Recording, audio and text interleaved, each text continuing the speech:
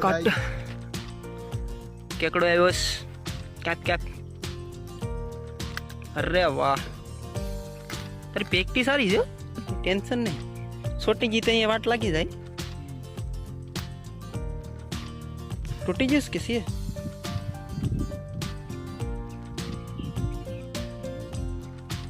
વાહ, बड़े केसला बढ़िया.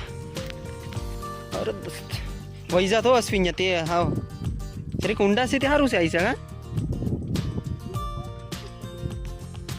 मक्याडी आइसम बती आइसम आवे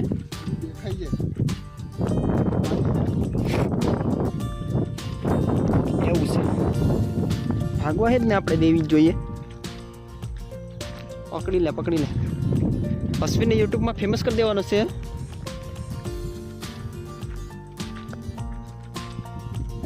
હાલો એમાં કચલી છે એ ખોટો વિડીયો ઉતારીને પછી કેસલી નો આવે. હા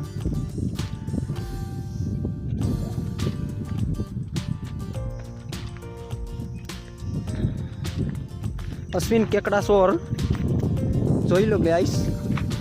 અશ્વિન કેકડા ચોર છે.